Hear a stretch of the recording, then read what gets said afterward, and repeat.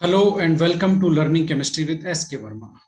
Dear friends, RPSC first grade chemistry syllabus के organic chemistry में stereo chemistry वाली जो यूनिट है जिसमें कॉन्फॉर्मेशनल एनालिसिस का मेन टॉपिक है उसकी हम लोग बात कर रहे हैं। और इसके अलावा यदि स्टीरियो केमिस्ट्री के बाकी टॉपिक्स को आप सीखना चाहते हैं जैसे आरएस नोमेनक्लेचर की ट्रिक्स क्या हैं तो स्टीरियो केमिस्ट्री की हमारी प्लेलिस्ट है, उसमें जाइए। स्टीरियो केमिस्ट्री के सारे बेसिक कॉन्सेप्ट बहुत ही बारीकी से समझाए गए हैं, आपको बहुत अच्छे से समझ में आएंगे। यस, अब कॉन्फॉर्मेशनल एनालिसिस का एक वीडियो हम डिस्कस कर चुके हैं, ये सेकंड वीडियो है जिसमें हम लोग इथेन का कॉन्फॉर्मेशनल एनालिसिस डिस्कस करने वाले हैं। और इससे पहले यदि कॉन्फॉर्मेशनल एनालिसिस का बेसिक्स आपने नहीं पढ़ा है तो आप पिछला वीडियो जाकर के प्लेलिस्ट में जाकर के देख सकते हैं। यस, तो चलते हैं आज के इस वीडियो में और देखते हैं इसमें हम लोग जो डिस्कस करने वाले हैं basically conformational analysis of ethane, यानी कि इथेन का जो कॉन्फॉर्मेशन है उनकी बात करेंगे और कॉन्फॉर्मेशनल एनालिसिस करेंगे। ठीक है, कॉन्फॉर्मेशन क्या होते हैं, कॉन्फॉर्मेशनल एनालिसिस क्या होते हैं, ये तो आप पिछले वीडियो में सीख चुके हैं। यस, तो इथेन की स्ट्रक्चर, इथेन का फॉर्मूला आपके सामने है। बेसिकली कार्बन कार्बन बॉन्ड है, यहाँ पर एक सिंगल बॉन्ड है। इस बॉन्ड के सापेक्ष हम मॉलिक्यूल को रोटेट करा करके विभिन्न जो इसके डिफरेंट कॉन्फॉर्मेशंस जो जनरेट होंगे उनकी हम लोग स्टडी करने वाले हैं कि वो कौन कौन से होते हैं और उनकी एनर्जी किस तरह से चेंज होती है और कौन स्टेबल होता है कौन स्टेबल नहीं होता है, उन्हें ड्रॉ कैसे करते हैं, ये सारी बातें हम लोग सीखने वाले हैं। सबसे पहले देख लेते हैं इथेन के आखिर कॉन्फॉर्मेशंस होते कितने हैं। तो देखिए, एक जो कंप्लीट राउंड होता है, यानी कि कंप्लीट राउंड का मतलब ये हो गया, कंप्लीट रोटेशन का मतलब ये हो गया कि 360 डिग्री से कंप्लीट रोटेशन है ना। ये तो आप जानते हैं ना कि कोई भी रोटेशन करते हैं तो 360 एक कंप्लीट रोटेशन होता है। ठीक है, तो जब कार्बन कार्बन बॉन्ड के सापेक्ष मॉलिक्यूल को एक कंप्लीट रोटेशन देते हैं, यानी कि 360 से उसको रोटेट करते हैं, तो उसमें कितने कॉन्फॉर्मेशंस आते हैं, इनफाइनाइट नंबर ऑफ कॉन्फॉर्मेशंस आ सकते हैं उसमें, यानी कि इथेन के अनंत कॉन्फॉर्मेशन होते हैं, इनफाइनाइट कॉन्फॉर्मेशंस होते हैं। उन इनफाइनाइट कॉन्फॉर्मेशंस को हम लोग तीन मेन टाइप में क्लासिफाई कर सकते हैं। ठीक है, उसमें दो तो एक्सट्रीम सिचुएशन होती है ना, एक्सट्रीम सिचुएशंस होती हैं जो हाइड्रोजन की जो पोजीशंस होती है हाइड्रोजन एटम्स की, उनके रिगार्डिंग दो एक्सट्रीम सिचुएशन होती है। एक आपका स्टेगर्ड कॉन्फॉर्मेशन और एक आपका एक्लिप्स्ड कॉन्फॉर्मेशन, ये फिक्स है। स्टेगर्ड कॉन्फॉर्मेशन में आपका जो डाईहेड्रल एंगल है, यानी कि दोनों कार्बन के हाइड्रोजन एटम्स के बीच का जो एंगल है डाईहेड्रल एंगल, ठीक है, वो आपका 60 डिग्री होता है। और एक्लिप्स्ड कॉन्फॉर्मेशन में आपका जो डाईहेड्रल एंगल है वो 0 डिग्री होता है। तो ये दोनों मेन कॉन्फॉर्मेशन है और इसके एक्सट्रीम सिचुएशन है। ठीक है, इन दोनों कॉन्फॉर्मेशन के अलावा, यानी कि इन दोनों सिचुएशन के अलावा जो बाकी जितने भी कॉन्फॉर्मेशंस हैं इनफाइनाइट कॉन्फॉर्मेशंस में, उन सबको हम स्की कॉन्फॉर्मेशन बोलते हैं। ठीक है, और स्की इसको स्क्यू नहीं बोलते, बहुत सारे लोग स्क्यू बोलते हैं, इसको बोलते हैं स्की कॉन्फॉर्मेशन। ठीक है, तो स्की कॉन्फॉर्मेशन में डाईहेड्रल एंगल होता है वो 0 से लेकर 60 के बीच में कुछ भी हो सकता है। ठीक है, तो staggered conformation dihedral angle 60, eclipsed conformation dihedral angle 0, और इसके अलावा जितने भी बचे हुए कॉन्फॉर्मेशन है वो सारे के सारे इसकी कॉन्फॉर्मेशन जिसमें डाईहेड्रल एंगल 0 से लेकर के 60 के बीच में कुछ भी हो सकता है। तो आपने देखा तीन मेन कॉन्फॉर्मेशंस हैं किसके, हमारे इथेन के, वो कौन कौन से हैं। एक्लिप्स्ड डाईहेड्रल एंगल आपका यहाँ पर आप देख रहे हैं 0 है। ठीक है, और 0 यानी कि ये जो CH बॉन्ड है, जरा ध्यान से देखिए, ये जो CH बॉन्ड है और ये जो CH बॉन्ड है, इनके प्लेन के बीच का जो एंगल है वो डाईहेड्रल एंगल है और वो यहाँ पर 0 है, क्योंकि एक्लिप्स्ड कॉन्फॉर्मेशन में जो दोनों कार्बन के हाइड्रोजन है वो एक दूसरे की बिल्कुल परफेक्ट सीध में है। ये देखिए, ये तो यहाँ पर इनको दिखाया गया है ताकि हमें पता रहे कि उसके पीछे वाले कार्बन के हाइड्रोजन कहाँ हैं। अदरवाइज ये जो पीछे वाले कार्बन के हाइड्रोजन है ये बिल्कुल जिनको मैं टिक कर रहा हूँ, ये सामने वाले के बिल्कुल पीछे आ जाते हैं और दिखते भी नहीं है। ठीक है, ओके, तो अब हमने क्या किया, ये जो सामने वाला आपका जो क्या बोलते हैं, ये देखिए, ये आपके सामने वाले 3 CH बॉन्ड है, 3 हाइड्रोजन है जिनको मैंने गोला किया है, ये सामने वाले हैं, ये आपकी तरफ वाले हैं। ठीक है, अब क्या हुआ, इसको हमने 60 से रोटेट कर दिया, 60 से रोटेट करते ही सामने वाले जो कार्बन के हाइड्रोजन, इनकी पोजीशन यहाँ हो गई, ये देखिए, है ना। और इस सिचुएशन में जो पीछे वाले कार्बन के हाइड्रोजन हैं ये वाले, ये सामने वाले जो आपके जो हाइड्रोजन है यानी कि सामने वाले कार्बन के जो CH बॉन्ड है इनके फिक्स बीच में आ गए। इस सिचुएशन को, इस कॉन्फॉर्मेशन को बोलते हैं स्टेगर्ड कॉन्फॉर्मेशन। और इसमें जो डाइहेड्रल एंगल होता है, दोनों कार्बन एटम्स के, हाइड्रोजन एटम्स के बीच का जो एंगल होता है, CH बॉन्ड के बीच का जो एंगल होता है वो आपका 60 डिग्री होता है, डाइहेड्रल एंगल।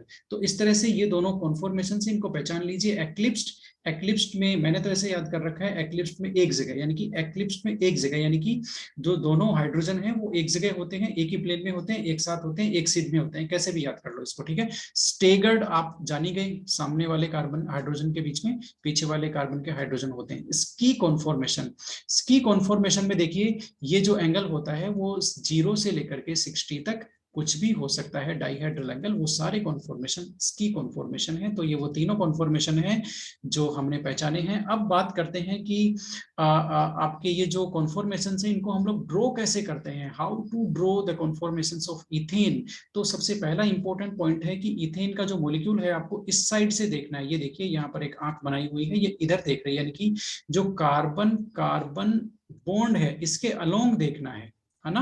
यानी कि इस तरह से देखना है कि जो दूसरा कार्बन है वो पहले वाले कार्बन के पीछे छिप जाए। ये देखिए जब आप इधर से देखेंगे तो आपको ये वाला जो CH3 है केवल यही दिखेगा, ये वाला CH3 इसके पीछे आ जाएगा, नहीं दिखेगा, ठीक है। तो इस तरह से आपको देखना है, इसको बोलते हैं viewing along the carbon carbon bond, okay. अब आप जैसे दिख रहा है वैसे ही ड्रॉ करेंगे, आपको सिर्फ एक कार्बन दिखेगा, ठीक है। तो एक कार्बन दिखेगा, आप उसको डॉट के फॉर्म में ड्रॉ करेंगे, है ना। सामने वाला जो कार्बन है ना, फ्रंट कार्बन, उसको डॉट की फॉर्म में ड्रॉ करेंगे और इसके 3 हाइड्रोजन आप ऐसे दिखाएंगे। ये देखिए ये इसके 3 हाइड्रोजन है, ये आपको जो कार्बन दिख रहा था वो है। अब आपको पीछे वाला कार्बन तो दिख नहीं रहा ना, ठीक है, ये वाला कार्बन तो दिख नहीं रहा, वो इसके पीछे हो जाएगा। तो इसको कैसे ड्रॉ करेंगे, इसको एक बड़े गोले से ड्रॉ करेंगे। ये देखो ये बड़े गोले से ड्रॉ करेंगे, ये आपका कौन सा है, रियर कार्बन है, पीछे वाला कार्बन है। और इसके 3 हाइड्रोजन आप कैसे ड्रॉ करेंगे, इसके 3 हाइड्रोजन आप ऐसे ड्रॉ करेंगे। ये मैंने कॉन्फॉर्मेशन कौन सा बना दिया, आपने समझ लिया होगा, ये स्टेगर्ड कॉन्फॉर्मेशन है, ठीक है।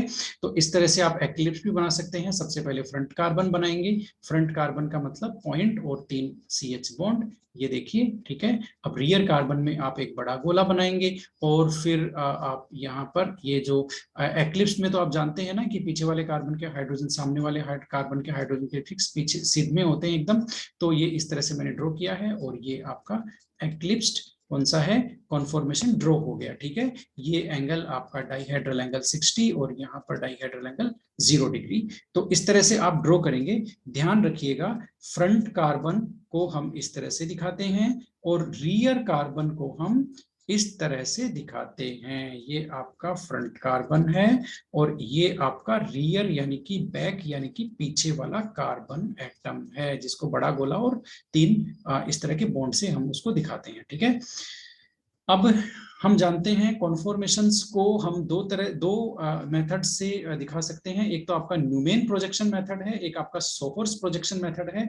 तो ये सोहर्स प्रोजेक्शन मेथड है। ये देखिए ये आपका एक्लिप्स्ड है जिसमें दोनों जो CH दोनों कार्बन के जो CH बॉन्ड है वो एक ही प्लेन में है, एक सीध में है। ये देखिए ये जो मैंने गोला किया है और डार्क किया है ये एक सीध में है। अब जो मैं कर रहा हूँ वो भी दोनों देखिए एक ही प्लेन में है, दोनों CH बॉन्ड तो सेम प्लेन में होते हैं CH बॉन्ड, किसमें, एक्लिप्स में, है ना। ये स्टेगर्ड है, ठीक है। इसी तरह सॉरी एक्लिप्स्ड है। अब स्टेगर्ड ये है जिसमें ये आपका फ्रंट कार्बन है, फ्रंट कार्बन के हाइड्रोजन देखिए पीछे वाले हाइड्रोजन कार्बन के हाइड्रोजन के फिक्स बीच में है। जैसे ये वाला है ना, ये वाला इन दोनों के बीच में है, इसके और इसके बीच में है, ठीक है। तो ये स्टेगर्ड है। एंगल आपका कितना हो गया, 60 हो गया, ठीक है। और ये इसकी कॉन्फॉर्मेशन है, इसमें आपका डाइहेड्रल एंगल एनीथिंग एल्स यानी कि 0 से लेकर 60 तक के बीच में कुछ भी हो सकता है।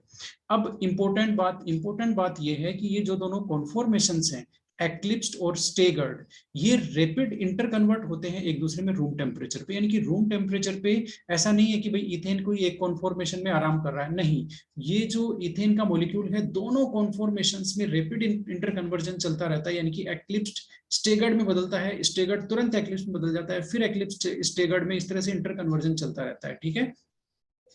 और इनको हम आइसोलेट नहीं कर सकते, इनको हम आइसोलेट नहीं कर सकते, यानी कि अलग अलग नहीं कर सकते, क्योंकि इथेन का मॉलिक्यूल आप एक मॉलिक्यूल भी यदि लाओगे तो उसका भी कोई फिक्स कॉन्फॉर्मेशन नहीं है, वो आप स्टेगर्ड में उठाओगे तो वो तुरंत एक्लिप्स में कन्वर्ट हो जाएगा, यानी कि इतना फास्ट होगा कि हम उसको इन दोनों कॉन्फॉर्मेशंस को आइसोलेट नहीं कर सकते हैं। क्यों नहीं कर सकते? क्योंकि इनको जो इंटर कन्वर्ट होने के लिए जितनी एनर्जी चाहिए ना, वो बेसिकली रूम टेम्परेचर पे इनको आसानी से मिल जाती है। ये देखिए स्टेगर्ड है और ये एक्लिप्स्ड है। स्टेगर्ड में ये जैसे ही आप इसको 60 से रोटेट करेंगे ये एक्लिप्स में कन्वर्ट हो जाएगा, ठीक है। तो 60 से रोटेट करने पर फास्ट इंटर कन्वर्जन इनमें आपस में चलता रहता है, रूम टेम्परेचर पे इतनी एनर्जी इनको मिल जाती है। अब हम इंपॉर्टेंट बात कर लेते हैं कॉन्फॉर्मेशनल एनालिसिस, यानी कि इथेन के ये जो कॉन्फॉर्मेशंस हैं, है ना, इनको हम लोग 0 डिग्री से लेकर के 360 तक कार्बन के अराउंड रोटेशन करते हैं। तो कौन कौन से कॉन्फॉर्मेशन बनते हैं, उनकी एनर्जी जो इनकी एनर्जी है वो क्या है, वो फटाफट देख लेते हैं। ये देखिए, यस, ये जो ग्राफ आपके सामने है पोटेंशियल एनर्जी डायग्राम है, इसमें आप देखिए ये जो वाली एक्सिस है इस पे डाइहेड्रल एंगल इधर से 0 से इधर 63 60 तक चल रहे हैं, इंक्रीज हो रहे हैं। इधर आपकी जो एनर्जी दी हुई है किसमें, किलो जूल पर मोल में, ठीक है। तो सबसे पहले 0 जो डाइहेड्रल एंगल है वहां पर हमारे पास कौन सा कॉन्फॉर्मेशन है, ये आपका एक्लिप्स्ड कॉन्फॉर्मेशन है, ठीक है।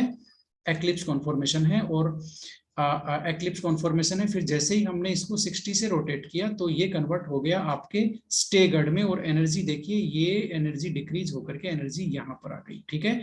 फिर आप रोटेट करेंगे वो वापस एक्लिप्स में कन्वर्ट हो जाएगा, एनर्जी फिर बढ़ जाएगी। अब मेरा जैसे जैसे कर्सर जा रहा है वैसे वैसे डाइहेड्रल एंगल जैसे जैसे आप रोटेट करते रहेंगे एनर्जी बढ़ती रहेगी, फिर कम होती रहेगी, फिर बढ़ती रहेगी, क्योंकि एक बार एक्लिप्स फिर स्टेगर्ड फिर एक्लिप्स फिर स्टेगर्ड, ठीक है। अब यहाँ पर इंपॉर्टेंट क्या है, स्टेगर्ड और एक्लिप्स के बीच में जो ये जो एनर्जी गैप है वो आखिर है कितना, वो आखिर है कितना, वो है 12 किलो जूल पर मोल, 12 किलो जूल पर मोल। अब आप इस डेटा को तो याद कर ही लेना, कई बुक्स में 12.6 भी लिखा हुआ है, टेंशन लेने की जरूरत नहीं है, ठीक है। एक याद कर लो कुछ भी।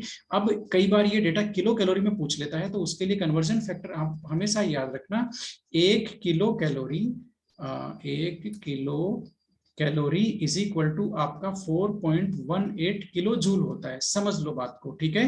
1 किलो कैलोरी में कितने जूल होते हैं, 4.18, तो जितना भी किलो जूल हो उसमें आप 4.18 से डिवाइड कर दो, वो आपका किलो कैलोरी में आ जाएगा, ठीक है। तो आंसर चाहे किलो कैलोरी में हो चाहे किलो जूल में हो, आप उसको आराम से सही कर सकते हैं।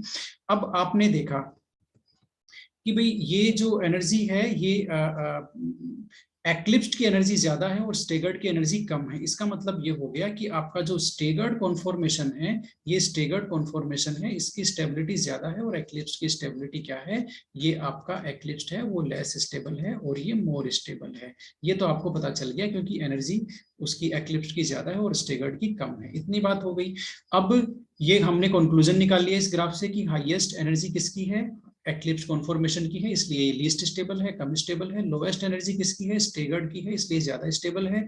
तो अब हमारे पास स्टेबिलिटी का ऑर्डर भी आ गया। क्या ऑर्डर है, स्टेगर्ड सबसे ज्यादा स्टेबल है, फिर स्की और फिर एक्लिप्स्ड। स्की क्यों, एक्लिप्स्ड क्यों, क्योंकि एक्लिप्स्ड सबसे कम स्टेबल क्यों है, क्योंकि एक्लिप्स में बेसिकली टॉर्जनल स्ट्रेन होता है, जो CH बॉन्ड एक प्लेन में आ जाते हैं ना, एक सीध में आ जाते हैं, उनके जो इलेक्ट्रॉन क्लाउड है उनके बीच में रिपल्सन होता है, इसलिए टॉर्जनल स्ट्रेन की वजह से ये सबसे कम स्टेबल है, ठीक है। अब स्की में कुछ तो डिफरेंस होता है, यहाँ सबसे ज्यादा दूर होते हैं जो फ्रंट कार्बन और रियर कार्बन के जो हाइड्रोजन है उनमें सबसे ज्यादा गैप होता है, कहां पर, सबसे ज्यादा दूरी होती है किसमें, स्टेगर्ड में, इसलिए ये आपका मोस्ट स्टेबल है, ठीक है। और इसकी कॉन्फॉर्मेशन में एंगल 0 से ज्यादा होता ही है, इसलिए कुछ दूरी होती है, इसलिए रिपल्सन कम होता है। और आपका जो एक्लिप्स्ड है उसमें टॉर्जनल स्ट्रेन सबसे ज्यादा होता है, रिपल्सन सबसे ज्यादा होता है, इसलिए लेस स्टेबल होता है। ये देखिए एक्लिप्स्ड कॉन्फॉर्मेशन आपका लेस स्टेबल है, क्यों, क्योंकि इसमें होता है टॉर्जनल स्ट्रेन।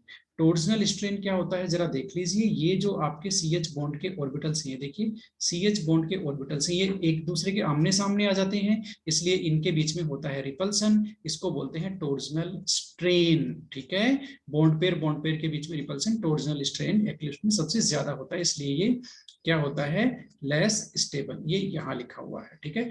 अब स्टेगर्ड की बात कर लेते हैं, ये ज्यादा स्टेबल क्यों है, तो स्टेगर्ड आपका मोर स्टेबल इसलिए है क्योंकि इसमें स्टेबिलाइजिंग इंटरेक्शन होती है। स्टेबिलाइजिंग इंटरेक्शन कौन सी होती है, हाइपर कंजुगेशन होती है, और वो हाइपर कंजुगेशन किस किस के बीच में होती है जरा देख लो, फील्ड CH बॉन्ड के मोलिकुलर ऑर्बिटल। फील्ड यानी कि भरे हुए जो CH बॉन्ड सिग्मा बॉन्ड के ऑर्बिटल कौन से, ये वाले, और एम्प्टी CH बॉन्ड के एंटी बॉन्डिंग ऑर्बिटल, यानी कि CH बॉन्ड के जो सिग्मा CH बॉन्ड है उसके एंटी बॉन्डिंग एम्प्टी ऑर्बिटल, खाली ऑर्बिटल, और वो भी एंटी बॉन्डिंग, ये रहा सिग्मा स्टार। इनके बीच में इंटरेक्शन हो जाता है, हाइपर कंजुगेशन हो जाता है, जिसकी वजह से ये एक जो स्टेगर्ड है वो स्टेबल हो जाता है। ठीक है, ये एक दूसरे के पैरेलल आ जाते हैं, ये दोनों ऑर्बिटल, फील्ड CH बॉन्ड का सिग्मा ऑर्बिटल, और ये आपका एम्प्टी ऑर्बिटल किसका, CH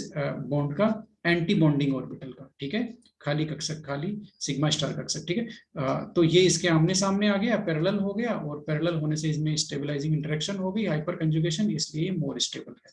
तो आपने देख लिया स्टेबिलिटी का ऑर्डर, है ना। स्टेगर्ड कॉन्फॉर्मेशन ज्यादा स्टेबल है, स्टेबिलिटी का रीजन आपने इस डायग्राम से समझ लिया। इसमें हाइपर कंजुगेशन की जो स्टेबलाइजिंग इंटरेक्शन होती है किस किस के बीच में होती है वो आपने समझ लिया। आपने स्टेबिलिटी का ऑर्डर समझ लिया, आपने जो पोटेंशियल एनर्जी डायग्राम है, किस तरह से डाइहेड्रल एंगल के साथ एनर्जी चेंज होती है, वो आपने समझ लिया। ठीक है, अब मैं आपको एक स्पेशल बात दिखाने वाला हूं, जिसकी वजह से आप मुझे जरूर याद रखेंगे। मैं आपको ये जो कॉन्फॉर्मेशन है मैं यही बना करके दिखाने वाला हूं। ये आपके सामने इथेन का मॉलिक्यूल है ना। सबसे पहले तो इस इथेन के मॉलिक्यूल को आपके सामने डांस करा देते हैं। आप भी क्या याद रखेंगे, ये लो भाई, स्पिन हो गया ऑन। अब ये चारों तरफ से घूम फिर करके आपको दिखाएगा कि मेरा जो प्रोफाइल है वो क्या है, मैं किस तरह से दिखता हूँ। ये देखिए आपको दिखा रहा है ना। अब हम कर देते हैं इसका स्पिन ऑफ कर देते हैं। ठीक है, अब आपको इसमें बताने हैं, ये देखिए इस तरह से, ये इसका सोहर्स प्रोजेक्शन है, आपको दिख रहा होगा सोहर्स प्रोजेक्शन। ये देखिए, ये इसका सोहर्स प्रोजेक्शन है, आप इधर से देख लीजिए, कोई बात नहीं। ये देखिए, ये इसके सोहर्स प्रोजेक्शन है। अच्छा, आप मुझे बता सकते हैं ये कौन सा कॉन्फॉर्मेशन है, ये मेरे ख्याल से एक्लिप्स्ड कॉन्फॉर्मेशन है। ये देखिए, पीछे वाले कार्बन के हाइड्रोजन है वो बिल्कुल सामने वाले कार्बन के हाइड्रोजन के पीछे छिप गए हैं, ये देखिए। अब इससे हम लोग वो कॉन्फॉर्मेशन कैसे जनरेट करें भाई, स्टेगर्ड कैसे जनरेट करें, तो इसके लिए हमें कुछ करना होगा, और हमारे पास कुछ ना कुछ तो साधन होना चाहिए। ये देखिए, हमने ये ऑप्शन एक लिया है, और अब ऑप्शन लेकर के आपके सामने मैं रोटेट करने वाला हूँ कार्बन कार्बन सिंगल बॉन्ड के सापेक्ष, और आपको जो कॉन्फॉर्मेशन है डिफरेंट वो दिखाने वाला हूँ। ये देखिए, ये एक्लिप्स्ड कॉन्फॉर्मेशन आपके सामने है। अब इसको स्टेगर्ड में कन्वर्ट करते हैं, ये देखिए स्टेगर्ड में कन्वर्ट करते हैं, और ये आपका स्टेगर्ड कॉन्फॉर्मेशन है। ठीक है ना। फिर आप और रोटेट करते जाइए, ये वापस एक्लिप्स्ड आ गया, ये वापस स्टेगर्ड आ गया, ये वापस एक्लिप्स्ड। इस तरह से ये गाड़ी चलती जाएगी। घूम जा भाई, क्यों नहीं घूम रहा। ये देखिए, आप घुमाते जाइए इसको, ये घूमता चला जाएगा, कोई दिक्कत नहीं है। ठीक है ना। ये देखिए, और विभिन्न कॉन्फॉर्मेशन बनते चले जाएंगे। अच्छा, आपको कोई पूछे ये कॉन्फॉर्मेशन कौन सा है, तो ये इसकी कॉन्फॉर्मेशन है, क्योंकि इसमें जो एंगल है वो 60 डिग्री नहीं है ना, और 0 भी नहीं है, लेकिन ये जो है ये परफेक्ट आपका स्टेगर्ड है। और वापस इसको घुमाते हैं, यस, ये आपका परफेक्ट एक्लिप्स्ड कॉन्फॉर्मेशन हो गया है। ठीक है, तो इस तरह से उम्मीद करता हूं आपको समझ में आ गया होगा। Thank you very much. बंद हो जा भाई।